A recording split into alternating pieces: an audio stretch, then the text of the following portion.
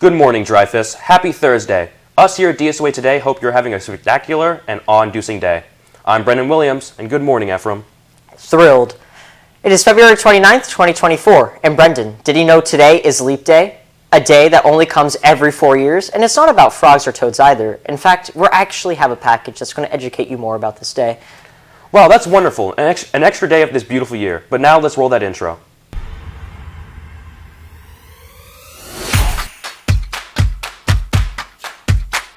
D S O A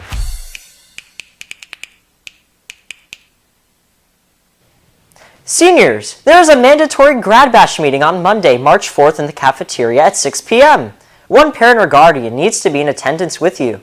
If you can't make it on campus on Monday, there will be a virtual meeting on Tuesday, March 5th at 6 p.m. It will be going over behavioral expectations, bus signups, and permission slip information. Do not miss it. Another thing you shouldn't miss is the public school appreciation video, starting now. I guess my greatest accomplishment working in public schools is helping those seniors graduate that don't have the normal path.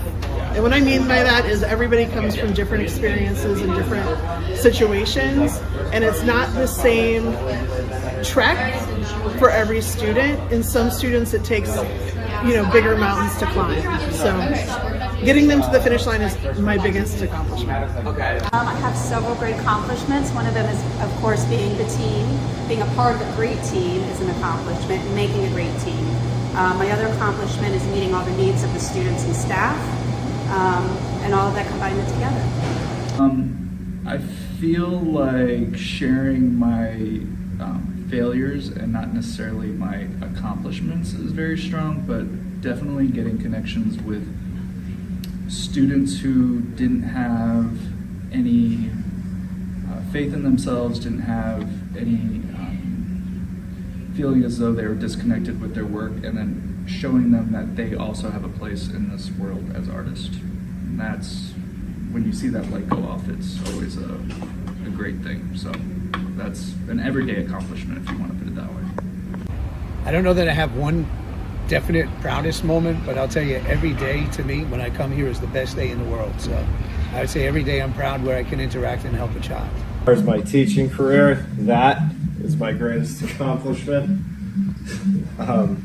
Managing to kind of rebuild the studio and rebuild that set and secure the funding for that, and getting enough people on board to make it happen. That was definitely one of my prize moments. And then probably years ago, and I was probably too young and immature to realize it, but having opened and run my own English school for adults when I was living and teaching abroad in South Korea, was a good mark on the resume there. This accomplishment, I believe, is learning all of these children's names, and I would say less than a month I had at least 100 kids' names down pat, and I make it my business every day to greet every child with their name, so that way it's more personable and they understand that I'm trying to connect with them on one-on-one. So yes, I think that would be my greatest accomplishment.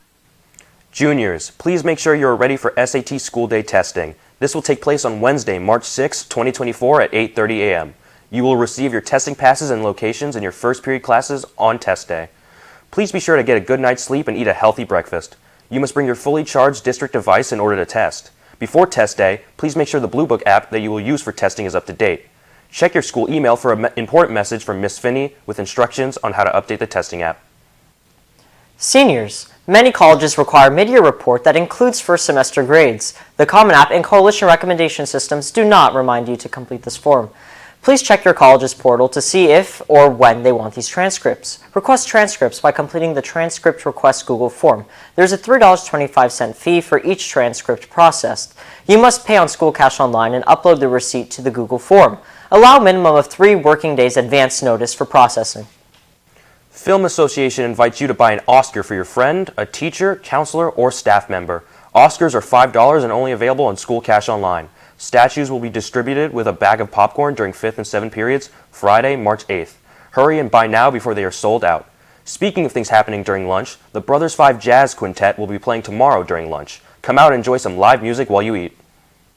Students, your piano proficient peers are holding a special show. Please attend the piano concert Midnight Melodies tomorrow in the Black Box. It starts at 6 p.m. and we hope to see you there. Students are required to obtain a minimum of 20 community service hours to graduate from high school. Work hours cannot be used towards the graduation requirement, but can be used towards the Florida Bright Future Scholarship, in which students must earn 100 volunteer hours for the Academic Scholar Award and 75 volunteer hours for the Florida Medallion Scholars Award, or 100 paid work hours. If you have completed the hours and they are not on SIS, please email to Ms. Bullock at rebecca.bullock@palmbeachschools.org. All community service hours must be turned in by April 1st, 2024. Now to a recap of the art show, opening night by Ruhan Sood, Victoria McGovern, and Gabby Fajardo.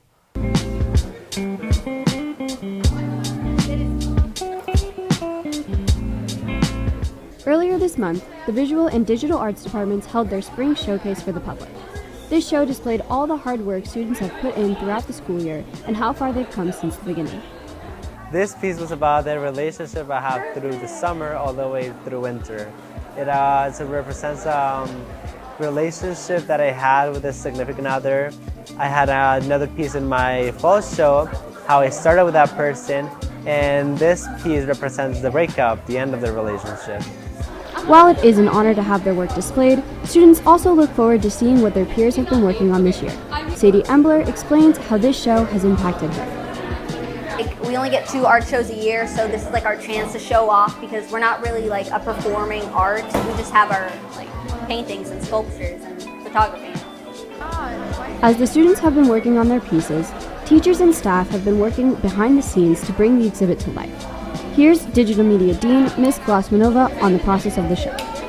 So the spring show is a little bit different than our fall show in that during the fall show the students come in and they're showing a lot of work that they've made over the summer, and the spring show really shows the work that they've been making over the school year. So you're seeing a lot of hours of training, a lot of new knowledge learned, and through that you can see the growth in the work. So the spring show is just by leaps and bounds so much more impressive because the students are really showing off pretty much an entire school year's worth of skills. The showcase was a smash success. Be sure to check out their work at future showcases. I'm Victoria McGovern, reporting for DSOA Today. Let's give a big congratulations to this month's student magic makers, Sarah Avacina, Zach Grunwald, Maria Lopez Murray, and Jackson Greenspan. Seeds Online spring submissions are now open, and they're accepting any original work. Find the links to submit on their Instagram, @seeds@DSOA, to have a chance to be featured in an award-winning literary and arts magazine. This is your last opportunity for this school year, so submit to Seeds. So to be sure to get your pieces in by March 26. Now to a spotlight on leap year.